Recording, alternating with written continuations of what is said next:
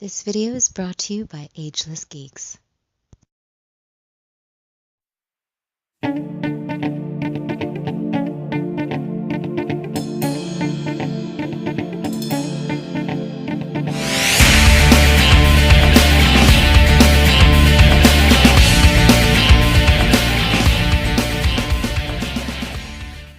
Cowabunga dudes and dudettes, this is Anthony, aka Batbomb82, and today I'll be doing a review of the Terminator 2 Judgment Day T-800 from Great Twins.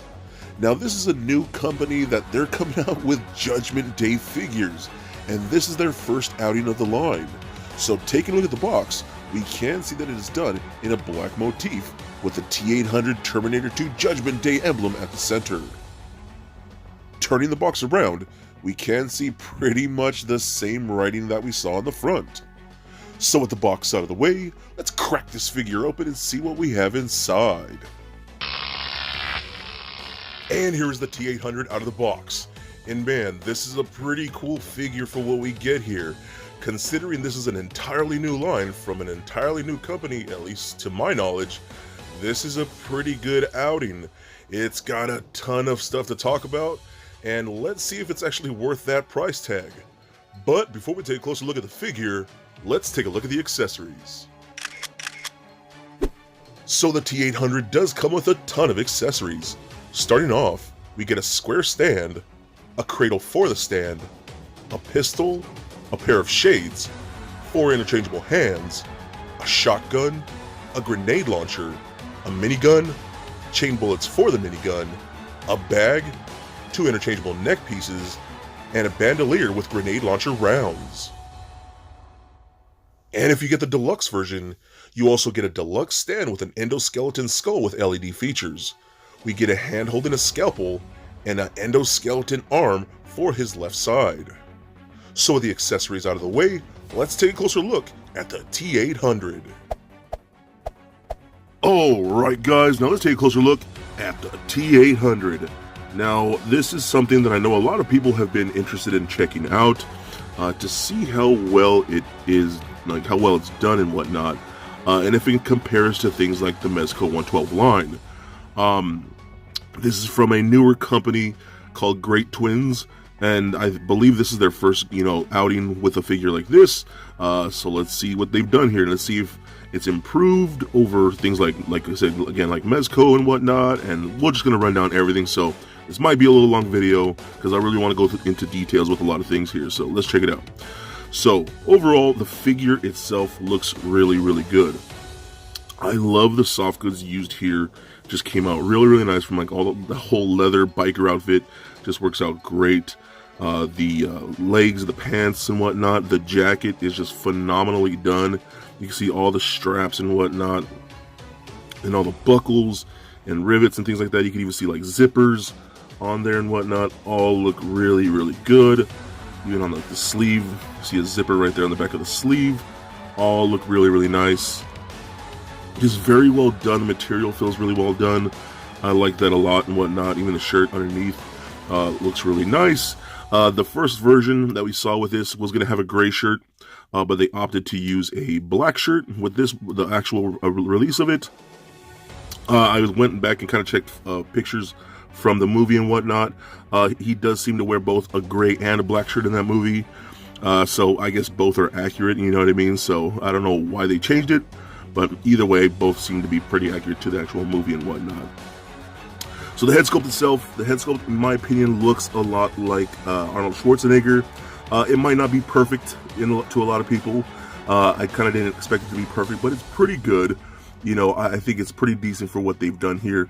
The accuracy of like the hair and whatnot and the cheekbones, I think that looks enough like Arnold Schwarzenegger in the scale to get away with it. It could probably be better, but it's still pretty good. It's not like it looks like someone completely different, you know what I mean? It doesn't look like Kevin Hart or something like that, you know what I mean? So still pretty good for what we get here. Okay, so something to note real quick, I guess you could call it an accessory maybe, but the head itself is actually on a magnet, and it just adheres to the peg or the neck itself. and it just holds on to a magnet. There's no actual ball peg or anything like that. So it sits on there like that, and that's where you're going to get all your motion like that from that magnet. So that's actually really cool how they did that, and it works out pretty good for the most part. So I actually wouldn't mind seeing other companies do something like that. But the neck itself is on an extra ball peg, and it does come with an extra neck, and I'll show you what that's for later on. So we do get some interchangeable hands here. So we do get a pair of gloved, close-fisted hands. Those are pretty good. Those are the ones that come packaged in the box. We do got some more loose grip open palm hands with the gloves. Then we do got 2 gripping hands with gloves as well for holding these multiple accessories like that. We also do get 2 kind of gripping and open palm hands that are ungloved, again for holding accessories, just to kind of recreate different things from different scenes and whatnot. We also do get 2 bonus hands that I'll show those a little later on, that all work out really, really nice. We also do get this stand right here. Now this is the stand that comes with a basic figure. I'm not sure why they did this though, because I got the deluxe version. So this is the stand you're going to get if you get the basic version of this figure with without the bonuses. So it's T-800 Terminator 2 Judgment Day, which is really cool. Very, very nice right there. It's very hollow. It's a very hollow plastic and whatnot, and I think that works out very, very nice. But the deluxe stand is this one right here. This is the same thing, T-800 Terminator 2 Judgment Day. It has that endoskeleton skull right there. A nice graveled ground with rock and dirt and whatnot. Looks very, very cool. You can unscrew this and put in some 2-button cell batteries, turn the switch on, and the eyes will light up on that little skull right there. Unfortunately, I don't have batteries, and this thing didn't come with batteries. That's ridiculous. For such an expensive figure not to come with 2-button cell batteries is a joke. That's stupid. And I'm not about to go to the store and buy some button cell batteries just to put inside here. That's kind of dumb. Yeah, ridiculous. And I've tried putting maybe some of the button cell batteries I've got with my Mezco figures. Those are too small. This requires 2 bigger button cell batteries, and that's so dumb. I don't get why they didn't just throw in a couple batteries. That's really cheap, especially for how expensive this thing really is. So for both stands, you can get this right here. Now what's funny about this thing is, when I first saw this little metal rod and this piece right here, I thought it was like a pitchfork. I was like, okay, he has a pitchfork. That's cool. And it's made of die-cast metal. That's pretty awesome. It's not what it's for. It's actually a cradle.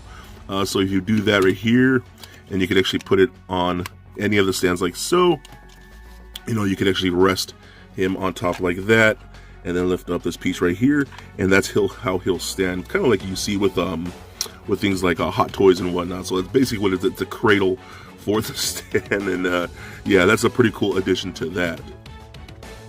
We do get a little pistol right here, which is very nice, nicely done with a nice bright silver and black paint apps. It does feel a little bit on the small side, but it actually works out really nice though. You'll see pictures at the end where he holsters it, I believe, if I remember. He'll holster it right there in his pants. So I think that works out really good. Nice little accessory right there. We also do get his glasses or shades, which are dope. So I'm gonna put these on right here.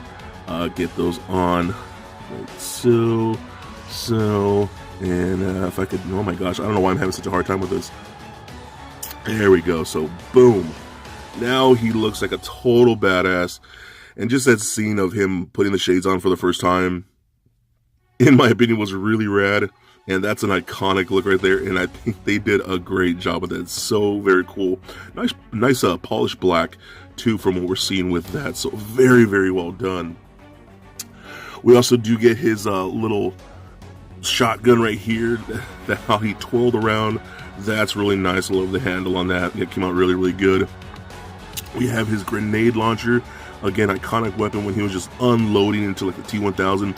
Nice strap right there in the green, the little die-cast belt buckle or buckles on there on the strap, and you can actually adjust that if you want. That looks really, really cool too. We also do get this bag right here, a little bag with material. It all looks really, really nice.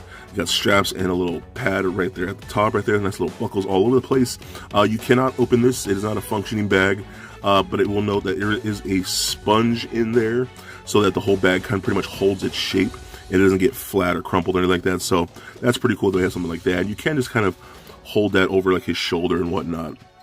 One of the cool things is for his grenade launcher, you actually have a bandolier of actual grenade rounds, which is pretty dope. You can remove these if you really wanted to. It's just on a little strap like that. You can holster this around here, so I'm gonna do that and take off the head real quick, put that on like so. Do that, put the head back on, and boom, there you go. Then you have that look where you had those grenade rounds across his chest. Now what's really cool, these are actually die cast metal. Every last one of those is die cast metal, and it's like a polished bronze or gold or whatever that is, but those are all actual metal shells, which is really cool, really detailed, and really surprising that they did that. It's pretty impressive that we got something like that, so very cool. One of the best guns, and probably the guns I'm going to display him with, is his big Gatling gun, which is just pretty badass. So let me see if I can get this real quick. This is just a great looking weapon, lots of detail in there. Just a flat black all through, no weathering or anything like that. We got the little trigger on here. So if we can compare it to like ones that came with the Mezco figure, this is the one that came with the Spec Ops Punisher. You can see there is a size difference. The one with the Punishers on the bottom right here, they are a noticeable size difference and whatnot. But overall, for the most part, a similar skull, since they are the exact same weapon and whatnot. You can just kind of see the differences right there, which is pretty good. So a little small on the accessories, but this figure is a little smaller compared to Mezco figures as far as bulk, because he's a little more trim. We do get the rounds right here, like so. This is just on a pliable plastic. How these work is we got two little holes on the tip of that right there, and there's little pegs, really thin pegs in there. To be honest, I don't like this design because I feel like I'll break those little pegs at some point, and they kind of just stick onto there, and he'll hold the gun like so. And again, you'll see pictures later on, and he holds on there okay. I just don't really like that design a whole lot. So is what it is. So lots of cool accessories with this guy, and he has a lot more. So let's check it out. Okay, so I did take the jacket off. It is a little finicky getting off, especially because there's like an inlining in here in the actual jacket that kind of gets snagged on the articulation a bit, but you can do it and it works out great, and that's just a really cool looking jacket. I really like what they did there. But you kind of see what he's wearing. He's wearing a black shirt like so. The original images we received when this guy first came out for pre-order, he was wearing a gray shirt. They switched it to black for whatever reason, I'm not sure, but this works for me regardless. So we did what I'm gonna do, since we do have the two necks, I'm gonna put the shorter neck on. It's just on a ball peg like so, because I did notice, from what I can tell, the shorter neck works better when he doesn't have the bulky jacket on. I think you can put that on like there, because if you have the tall neck on this, it just looks like his neck is way too long. And I think they give us a tall neck, so you can, when you put the jacket on, it doesn't look like he has no neck. You know what I mean? So that's pretty cool that they thought about something like that. So I'm gonna take the head off real quick. We got the interchangeable forearm right here with that endoskeleton piece like so. You're just gonna give it a little tug at the forearm, comes off fairly easily. It might be a little too tight at the beginning when you first try it, but do it a couple times and it will work. So you take this right here and just slide it on, and it pegs onto there pretty good. And look at that. That works out really nice. That's just a cool addition to this particular version of the figure. I like that a ton. You can kind of see the blood where he carves his skin off, and the detail in that, man, it looks really good. You can even kind of see some like dry brushing in there. That looks awesome. I love that so much. And we got the scalpel hand on this side, so you kind of recreate that particular scene, which was so gnarly for the time. And yeah, kind of traumatized me as a kid. It was pretty great, to be honest with you. I will note, there's no articulation in this particular arm right here. I kind of wish you could rotate like at the wrist. You can't really do anything, so it's just kind of a stiff piece like that. And then the fingers themselves are really pliable plastic, so you might want to be careful, because they feel a little brittle. You do not want to break those, so just be very careful when you get this in hand. But still, I think that's really cool that we get all these options for different displays and whatnot. Just a very cool piece for what we get here. Okay, so while I have the jacket off, I'm going to go ahead and run down the articulation, because the articulation, it's actually really, really good. Now, for those people who kind of complain about things like Mezco's articulation, which I totally understand, not a big deal to me, but I totally get it. This guy's articulation is probably above and beyond what Mezco is right now. So let's see what we got. It's not perfect, but it's still pretty good. So since the head is on a magnet, I mean, you can do pretty much anything you want to do. I mean, you could tilt his head, you know, all the way like that and whatnot. You know, look at all the way up, down, anything you want, pivot, roll around, side to side, all that good stuff. Same thing with that neck right there. That is on a ball peg, but it doesn't really move so much because of the shoulders, so you're really going to get a head move motion from that magnet up there, which works out pretty good for the most part. We do got butterfly joints at the shoulders right here, so you can kind of see how they hinge up and down and back and forth like so. So that actually works out very, very nice. You can go all the way up and down, full 360 if you really wanted to. Out that far and up, that's really, really good. And again, you can see that butterfly joint working there too, so there's actually a lot of good space in there to get a lot of good motion in that, so that works out very, very nice. Does not rotate at the bicep. You're going to get mostly rotation in the rotator cuff right here into that shoulder. So you've got double jointed elbows that work amazingly. I think that came out great. I mean, look at that. He can practically touch his own shoulder, which is pretty gnarly like that. Really, really good. Rotation at the wrist, as well as a hinge at the wrist. We seem to get a double ball peg that goes into his pecs and into his crotch area. Lots and lots of motion in there. Does rotate very, very nicely like that. Pivot side to side, back and crunches back and forth like so. I will note the shirt does pop out from the pants, so you kind of have to tuck them in there. And we can kind of do this right here.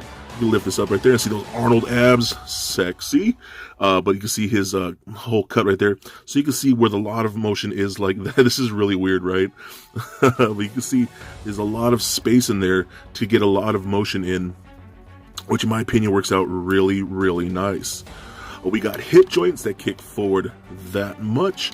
We can kick back a little bit, kind of hindered by his big Terminator butt. We got splits, go about that far. If you kind of like tuck the pants up a bit, you can kind of get them all the way out, you know what I mean? Rotation in that upper thigh. We got a double jointed knee that works really, really nice. And what I really like about these boots, since they is like a fabric that's kind of glued into the plastic of the boots, so it makes them look like more natural boots, but that also covers up that joint. So it rolls around like so, goes up and down, rocks side to side, and a little pivot and whatnot. I mean, there's a lot of good ankle motion in there. Not perfect, but pretty good for what you get. I love that design right there. So very, very cool. So overall, I think this is a really insane figure for what it is. I think this is the first figure from Great Twins ever. I'm not sure. To be honest with you, I think this might be the first. It has me intrigued. I will say that it has me intrigued to what we get for future figures. I think this one is pretty good and really nicely done for the most part. It is a little hefty in price. I think this was like $130 something if I remember correctly, but still a very cool figure. If you're a big fan of Terminator Judgment Day like I am, I think this is a really cool piece. If you want to up something from like what you might get with like NECA, I think this is a pretty cool option if you could afford it, because he's a pretty badass figure, and I think he is definitely a must get. So for a quick size comparison, here he is standing next to a Marvel Legends Deadpool figure, as well as a DCUC Batman figure. Also for comparison, here he is standing next to a Mezco 112 Collective Old Man Logan and Spec Ops Punisher. And for even more comparison, here he is standing next to an SH Figuarts Bruce Lee and Deadshot. And just for fun, Here he is standing next to a little Lego bat bomb. So there it is, guys, my review of the T-800 Terminator from Great Twins. Now overall, I think this is a pretty good figure for what we get here. There is a ton of cool things, like the soft goods are very well done.